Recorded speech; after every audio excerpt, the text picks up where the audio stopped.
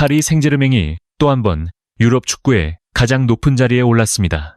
지난 시즌 구단 역사상 처음으로 챔피언스리그 우승 트로피를 들어올렸던 이들은 이번 시즌 곧바로 대회 2연패라는 위협까지 달성했습니다. 무려 120분 동안 이어진 치열한 승부 끝에 승부차기로 향했고 마지막 키커였던 마갈량이스가 실축하면서 결국 우승컵은 파리의 품에 안겼습니다. 챔피언스리그 결승전에서 승부차기가 나온 것은 무려 10년 만의 일이었기에 긴장감은 어느 때보다 극에 달했습니다. 이번 우승으로 이강인 역시 새로운 역사를 썼습니다. 그는 한국 선수 최초로 챔피언스리그 2차례 우승이라는 기록을 세웠습니다. 다만 아쉽게도 결승전에서는 벤치 명단에 이름을 올렸지만 지난 시즌에 이어 이번에도 그라운드를 밟지는 못했습니다. 이제 파리 생제르맹은 단순히 막대한 자본을 앞세운 구단으로 설명할 수 없는 팀이 됐습니다. 현재 시점에서 세계 최강으로 평가받기에 부족함이 없는 전력을 구축했습니다. 그리고 그 중심에는 단연 루이스 엔리케 감독이 있습니다. 엔리케 감독은 이번 우승으로 개인 통산 챔피언스리그 세 번째 정상 등극에 성공하며 과르디올라와 함께 역대 공동 2위에 이름을 올렸습니다. 여기에 리그 우승까지 더하면서 파리 구단 역사상 처음으로 리그 5연패라는 대기록도 완성했습니다. 지금의 파리를 두고 구단 역사상 가장 찬란한 황금기라고 평가해도 과장이 아닙니다. 하지만 불과 몇 해 전만 해도 분위기는 정반대였습니다. 메시와 네이마르 그리고 음바페까지 세계 최고 스타들을 모두 보유하고도 챔피언스리그 무대만 오르면 번번이 기대에 미치지 못했습니다. 가장 많은 돈을 투자하면서도 결정적인 순간마다 결과를 만들어내지 못했던 것입니다. 그런데 상황은 놀랍게도 정반대로 흘러갔습니다. 메시와 네이마르가 팀을 떠났고 이어서 간판 스타였던 음바페마저 이적한 뒤 파리는 오히려 챔피언스리그 2연패에 성공했습니다. 이제 유럽 축구는 새로운 파리 시대를 이야기하고 있습니다. 그렇다면 파리는 어떻게 짧은 기간 안에 유럽 최강으로 변모할 수 있었을까요? 모든 변화의 시작은 엔리케 감독이었을까요? 아니면 새롭게 합류한 선수들의 영향력이 결정적이었을까요? 혹은 과거의 스타들이 오히려 팀을 제안했던 존재였던 것일까요? 이번 결승전을 돌아보면 파리 선수들의 몸 상태가 완벽해 보이지는 않았습니다. 전체적으로 움직임이 무거웠고 특히 덴벨레와 두에 역시 평소처럼 날카로운 인상을 남기지 못했습니다. 큰 무대에 대한 부담 때문인지 공격 전개에서도 아쉬움이 적지 않았습니다. 그런 순간마다 팀을 이끌어낸 인물은 결국 흐비차였습니다. 그는 번뜩이는 돌파로 페널티킥을 얻어냈고 하프라인 부근부터 직접 공을 몰고 전진해 슈팅까지 연결했습니다. 비록 공이 골대를 맞고 나오기는 했지만 왜 자신이 이번 시즌 파리 공격의 핵심인지를 다시 한번 입증했습니다. 또 하나 흥미로운 기록도 있었습니다. 최근 11년 동안 챔피언스리그 결승전에서는 선제골을 기록한 팀이 모두 우승을 차지했습니다. 그러나 이번에는 달랐습니다. 파리는 0대1로 끌려가는 상황에서도 흔들리지 않았고 자신들의 경기 운영을 유지했습니다. 결국 승부차기까지 가는 접전 끝에 다시 정상에 오르며 챔피언스리그 2연패라는 대기록을 완성했습니다. 1992 연대회 개편 이후 챔피언스리그를 연속으로 제패한 팀은 레알 마드리드와 파리 생제르맹 단 두 팀뿐입니다. 그만큼 이 연패는 상상 이상으로 어려운 기록입니다. 그렇다면 파리가 이번 시즌 다시 우승할 수 있었던 원동력은 무엇이었을까요? 가장 먼저 언급해야 할 부분은 역시 압박 전술입니다. 경기 시작 직후 의도적으로 특정 방향으로 공을 보내고 그 지점에서 즉시 강한 전방 압박을 가하는 장면은 이미 큰 화제가 됐습니다. 심지어 골킥 상황에서도 일부러 올리세 쪽을 향해 긴 패스를 보내도록 유도한다는 분석까지 나왔습니다. 이런 전략은 상대 진영 어디에서든 싸움을 시작해도 자신들이 우위를 점할 수 있다는 확신이 있다는 의미입니다. 실제로 이번 시즌 PPDA 수치에서도 바르셀로나와 코모 다음으로 유럽 5대 리그 전체에서 3위를 기록했습니다. 그만큼 조직적인 압박 체계가 잘 구축되어 있다는 뜻입니다. 오른쪽 측면 공격수는 상대 센터백을 압박하고 하키미는 과감하게 전진해 풀백을 괴롭힙니다. 그러면 자연스럽게 상대 선수들은 1대1 대응 상황으로 몰리게 됩니다. 결국 상대는 롱볼을 선택할 수밖에 없고 파리는 강한 피지컬을 갖춘 센터백들을 통해 공중볼 경합에서도 우위를 확보합니다. 그리고 세컨드볼까지 다시 회수하는 구조를 완성합니다. 더 무서운 장면은 공을 되찾은 직후입니다. 볼을 탈취하자마자 곧바로 전방으로 연결하고 흐비차와 바르콜라, 덴벨레, 두에 같은 빠른 공격수들이 즉시 전원 공격을 시작합니다. 이런 직선적이고 빠른 역습은 챔피언스리그 같은 토너먼트 무대에서 엄청난 위력을 발휘했습니다. 지난 시즌 결승전과 이번 시즌 준결승 바이에른 빈헨전에서도 이러한 장면은 매우 인상적으로 나타났습니다. 빌드업 과정 또한 매우 정교합니다. 기본 포메이션은 4-3-3이지만 경기 중에는 계속 형태가 변화합니다. 누누 멘데스가 안쪽으로 내려오면서 3백을 형성하고 반대편의 하키미는 높은 위치까지 전진합니다. 그러면 자연스럽게 3-2-5 구조가 만들어집니다. 전방에 5명이 배치되면 상대 포백을 상대로 수적 우위를 점할 수 있습니다. 하프 스페이스 공략 역시 더욱 수월해집니다. 때로는 중앙에 무려 8명이 모이는 장면도 나오는데 이는 중원 장악력을 극대화하기 위한 장치입니다. 중앙에서 수적 우위를 확보하며 후방 빌드업을 안정적으로 전개하고 더 쉽게 전진할 수 있게 됩니다. 여기에 흐비차와 바르콜라, 두의 같은 측면 자원들이 흔들어주고 하키미의 오버래핑까지 더해지면서 공격의 위력은 배가 됩니다. 결국 엔리케 감독은 경기 내내 어떻게 하면 상대보다 수적 우위를 확보할 수 있을지를 끊임없이 계산하며 전술을 설계하고 있는 것입니다. 그리고 이러한 전술이 효과를 발휘하는 가장 큰 이유는 중원 자원들의 압도적인 영향력 때문입니다. 최근 DS 셀레틱이 선정한 이번 시즌 월드 베스트 11 예상 명단에도 비티냐와 네베스가 모두 포함됐습니다. 그만큼 현재 파리의 미드필더진은 누구를 투입해도 제목 이상을 해내는 수준입니다. 비티냐와 네베스, 자이르 에메리, 파비안 루이스는 경기 내내 자유롭게 위치를 바꾸며 움직입니다. 볼 배급 능력은 물론 압박, 활동량, 오프더볼 움직임까지 모두 뛰어납니다. 더욱 놀라운 점은 단순히 패스만 예쁘게 하는 선수들이 아니라는 것입니다. 에메리와 비티냐는 이번 시즌 챔피언스리그에서 가장 많은 거리를 뛴 선수 1위와 2위를 기록했습니다. 필요하면 후방에서 빌드업을 담당하고 상황에 따라 직접 전진해 하프 스페이스까지 침투합니다. 게다가 대부분 여러 역할을 소화할 수 있는 멀티플레이어이기 때문에 상대 입장에서는 수비 기준점이 계속 흔들릴 수밖에 없습니다. 만약 중원에서 창의성이 더 필요하다면 후반에 이강인을 투입할 수도 있습니다. 또는 뒤에를 미드필더 위치로 내려 공격성을 강화하는 선택도 가능합니다. 그리고 공격에서는 역시 흐비차의 존재를 빼놓을 수 없습니다. 지난 겨울 합류 이후 그는 계속해서 최고의 활약을 이어가며 파리 공격의 상징으로 자리 잡고 있습니다. 무엇보다 흐비차의 진가는 경기가 꼬일 때 더욱 빛납니다. 공격 전개가 막히고 팀 전체의 리듬이 무너질 때조차 개인 역량만으로 흐름을 뒤집을 수 있는 선수라는 점이 가장 큰 강점입니다. 바로 이런 능력이 크랙이라 불리는 선수들의 가치이기도 합니다. 음바페가 떠난 이후 파리 생제르맹의 실질적인 간판 선수 자리는 이제 완전히 흐비차의 몫이 됐습니다. 특히 직전 경기에서도 그는 순수한 개인 기량만으로 득점을 만들어냈습니다. 이번 시즌 챔피언스리그 공격 포인트 부문에서도 가장 높은 자리에 올라 있습니다. 큰 무대가 되면 될수록 더욱 강해지는 모습이 인상적입니다. 여기에 또 하나 눈여겨볼 부분이 있습니다. 그는 공격수임에도 수비 가담을 결코 게을리하지 않습니다. 활동량도 엄청납니다. 덴벨레가 직접 언급했듯 엔리케 감독은 압박 수행이나 수비 헌신이 부족하면 이름값과 상관없이 바로 교체를 선택합니다. 그런데 흐비차는 누구보다 많이 뛰고 수비에도 적극적으로 참여하며 동시에 득점까지 책임집니다. 파리 팬들이 그를 사랑할 수밖에 없는 이유가 바로 여기에 있습니다. 더 흥미로운 사실은 파리가 특정 공격수 한 명에게 의존하는 팀이 아니라는 점입니다. 경기마다 누가 골을 넣을지 예상하기 어렵습니다. 실제 리그 득점 순위를 살펴보면 최상위권의 파리 선수들의 이름이 생각보다 많지 않습니다. 10골 이상을 기록한 선수 역시 바르콜라와 덴벨레 정도에 불과합니다.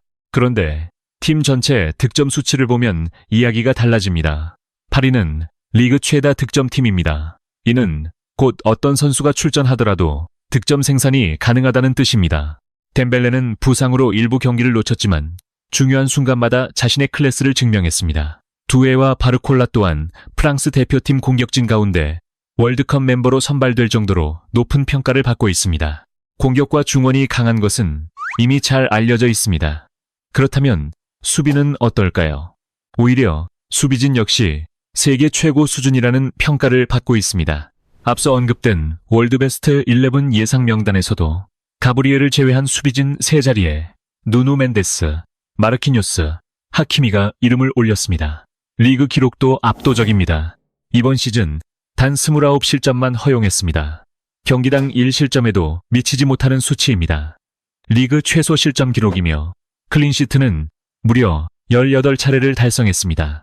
개인적으로 특히 주목하고 싶은 선수는 왼발 센터백 파초입니다. 현재 파리 팬들에게 절대적인 신뢰를 받고 있으며 사실상 대체 불가능한 자원으로 평가됩니다. 강력한 피지컬은 물론이고 수비 판단력과 스피드까지 갖췄습니다. 여기에 빌드업 능력도 뛰어납니다. 수비 상황에서는 상대 움직임을 읽는 능력이 탁월합니다. 그래서 태클과 인터셉트 역시 필요한 순간마다 정확하게 성공시킵니다. 더욱 중요한 것은 파리의 수비 라인이 매우 높게 형성된다는 점입니다. 이런 구조에서 파초의 존재감은 더욱 커집니다. 상대 역습 상황에서도 안정감을 유지할 수 있게 만드는 핵심 요소이기 때문입니다. 또한 공중볼 경합 능력도 준수합니다. 세트피스 수비가 약점으로 지적됐던 파리의 높이를 더해주는 자원입니다. 실제로 엔리케 감독 역시 인터뷰를 통해 세트피스 상황에서 파초에게 거는 기대가 크다고 공개적으로 언급한 바 있습니다. 물론 2001년생인 만큼 경험은 아직 부족할 수 있습니다. 하지만 옆에는 마르키뇨스가 있습니다. 풍부한 경험과 리더십, 그리고 안정적인 수비력을 갖춘 베테랑이 부족한 부분을 충분히 채워주고 있습니다. 이번 시즌 새롭게 합류한 자바르니, 그리고 기존 자원인 베랄도의 경기력이 기대에 미치지 못했던 시기도 있었습니다. 그럼에도 팀이 흔들리지 않았던 이유는 파초와 마르키뇨스 조합 자체가 워낙 완성도가 높았기 때문입니다. 양 측면 풀백인 누누 멘데스와 하키미 역시 빼놓을 수 없습니다. 일부에서는 지난 시즌보다 임팩트가 떨어졌다고 평가하지만 여전히 세계 최고의 풀백 조합 가운데 하나라고 볼 수 있습니다. 이 정도 수준의 선수들을 동시에 보유한 팀은 많지 않습니다. 앞서 설명했던 3-2-5 형태에서 누누 멘데스가 후방으로 내려와 3백을 구축하면 하키미는 과감하게 전진합니다. 그 결과 윙어들이 하프 스페이스로 침투할 공간이 만들어집니다. 게다가 누누 멘데스는 단순히 뒤에서 볼을 배급하는 역할만 수행하지 않습니다. 미드필더들과 위치를 교환하며 상대 페널티 박스까지 침투하는 장면도 자주 보여줍니다. 직접 마무리까지 가능한 능력을 보유하고 있습니다. 결국 현재 파리 공격 시스템에서 두 풀백은 없어서는 안 될 존재입니다. 공격과 중원, 그리고 수비까지 어느 한 포지션도 뚜렷한 약점을 찾기 어렵습니다.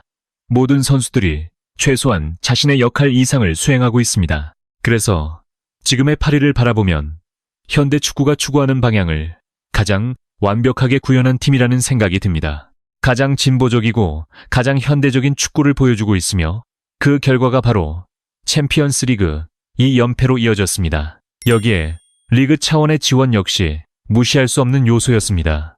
프랑스 프로축구연맹은 이번 시즌 챔피언스 리그 일정을 고려해 파리 생제르맹의 리그 일정을 여러 차례 조정했습니다. 3월 챔피언스 리그 16강 첼시전 사이에 예정됐던 낭트전이 연기됐고 4월 리버풀과의 8강전을 앞두고 있던 랑스전 역시 공식적으로 일정이 뒤로 밀렸습니다. 연맹은 이에 대해 프랑스 클럽들이 유럽 무대에서 좋은 성과를 내야 리그 경쟁력과 UEFA 개수를 유지할 수 있으며 결과적으로 더 많은 팀들이 챔피언스 리그에 참가할 수 있다고 설명했습니다. 쉽게 말해 리그 전체 차원에서 파리가 유럽 대회에 집중할 수 있도록 배려한 셈입니다. 실제 경기 수를 비교해도 차이는 분명합니다. 파리는 이번 시즌 56경기를 소화했습니다. 반면 아스널은 63경기를 치렀습니다. 무려 7경기 차이입니다. 당연히 체력적인 측면에서는 파리가 유리할 수밖에 없습니다. 아스널의 경우 웨데고르와 라이스 등이 거의 3,000분에 가까운 출전 시간을 기록했고 마갈량이스와 살리바 역시 약 2,700분을 뛰었습니다. 주축 선수들의 피로 누적은 시즌 후반으로 갈수록 심해질 수밖에 없었습니다. 반면 덴벨레는 이번 시즌 파리에서 22경기 출전해 출전 시간도 1000분 정도에 그쳤습니다. 부상으로 빠진 기간을 감안하더라도 라이스와 비교하면 거의 3배 가까운 차이가 납니다. 결국 아스널은 시즌 막판으로 갈수록 체력 부담이 커질 수밖에 없었던 반면 파리는 상대적으로 여유를 유지할 수 있었습니다. 실제로 2000분 이상 출전한 선수도 자이르, 에메리, 비티냐, 자바르니 3명뿐이었습니다. 물론 엔리케 감독의 적극적인 로테이션 운영도 영향을 미쳤습니다. 하지만 프리미어리그보다 상대적으로 적은 경기 수 그리고 일정 조정 혜택이 있었다는 사실 역시 부정할 수 없습니다. 그렇다면 엔리케 감독은 어떻게 이렇게 짧은 기간 안에 파리를 변화시키며 세계 최고 감독 반열에 오를 수 있었을까요? 지금은 현역 지도자 가운데 최정상급으로 평가받습니다.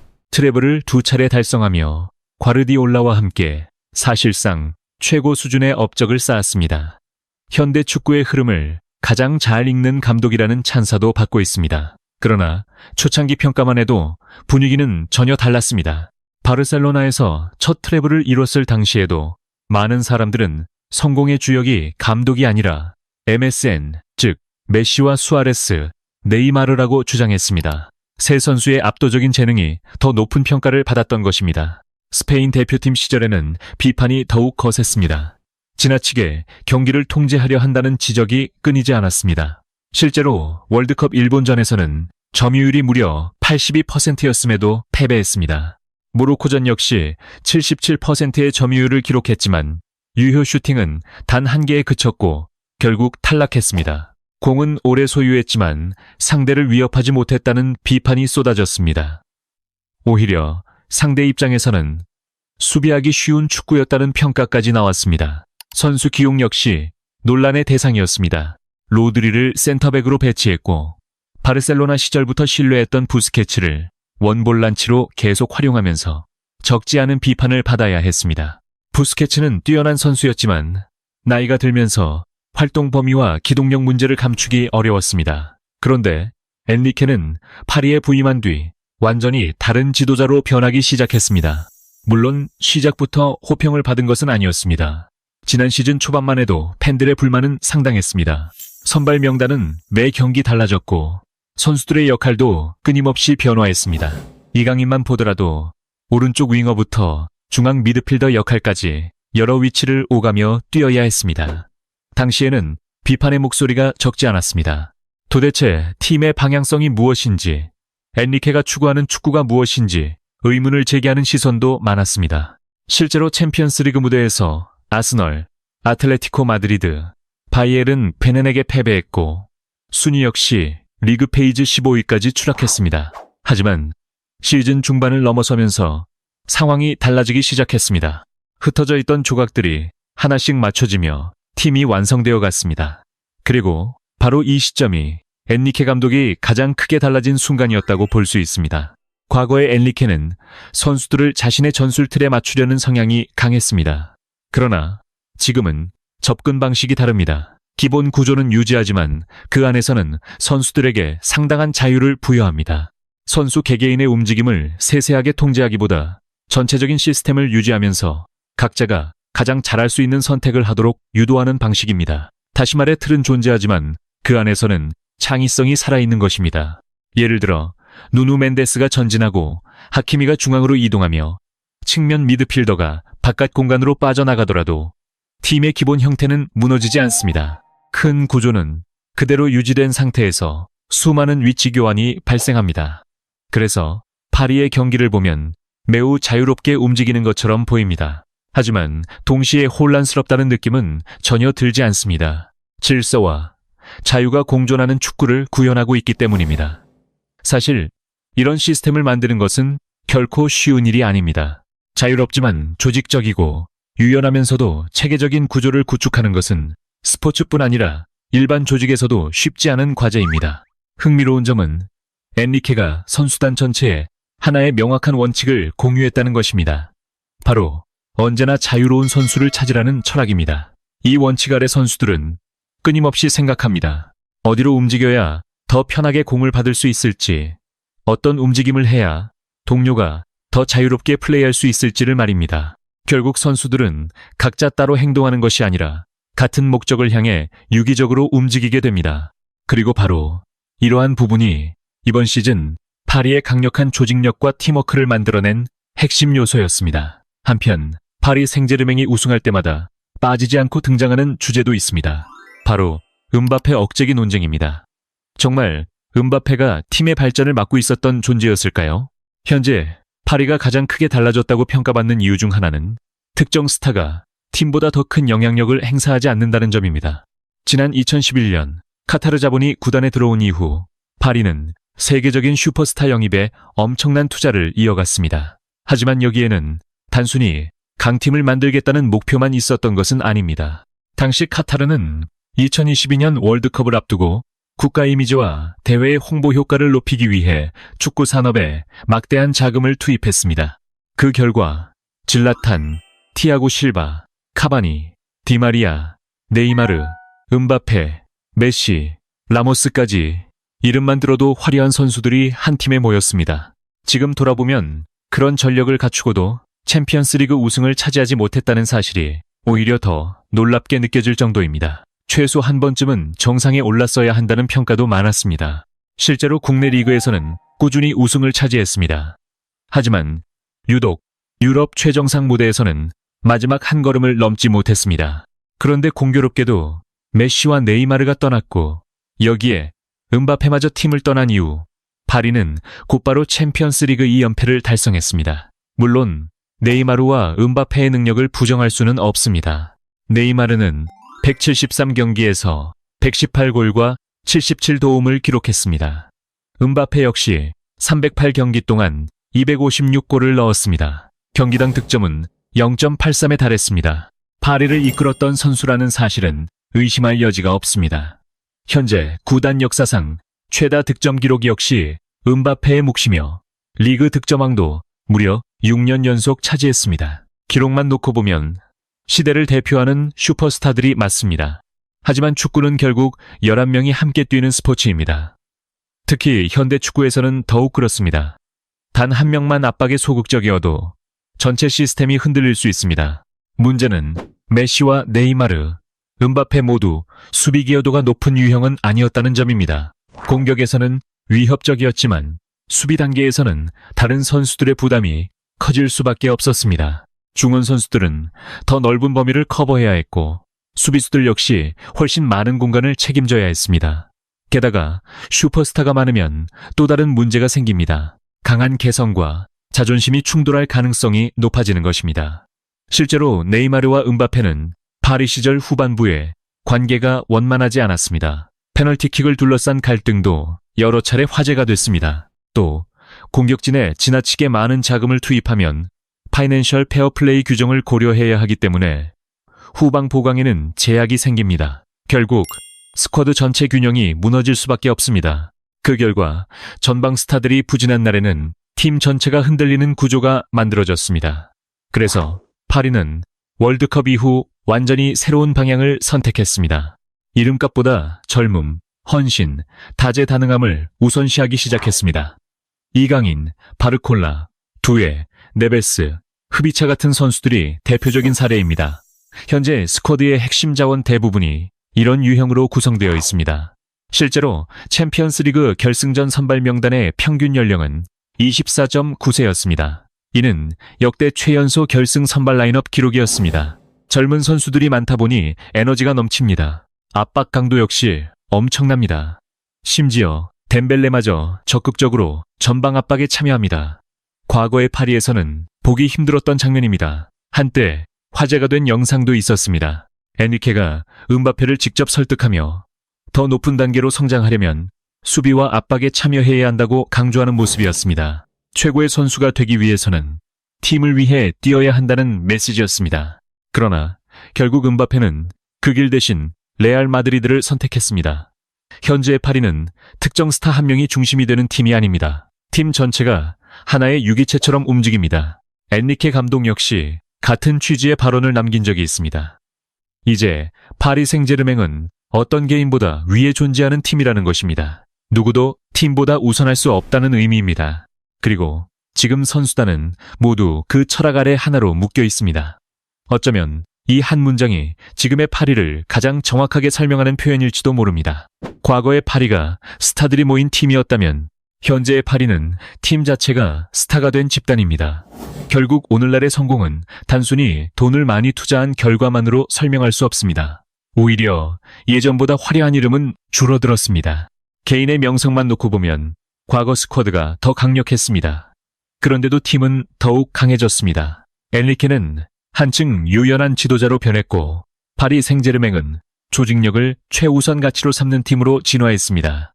압박, 활동량, 유기적인 위치 교환, 그리고 팀워크.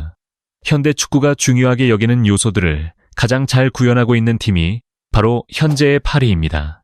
그래서 많은 이들이 파리 왕조가 앞으로도 오랫동안 이어질 수 있다고 전망합니다. 과연 파리 생제르맹은 지금의 지배력을 3년 뒤, 5년 뒤에도 유지할 수 있을까요? 그리고 이 강인은 월드컵 이후에도 파리에 남게 될까요? 아니면 새로운 도전에 나서게 될까요? 여러분은 어떻게 생각하십니까? 여러분의 의견을 함께 나눠주시기 바랍니다. 오늘 이야기 재미있게 들으셨다면 응원과 관심으로 함께 해주십시오. 앞으로도 더 깊이 있는 축구 이야기로 찾아뵙겠습니다.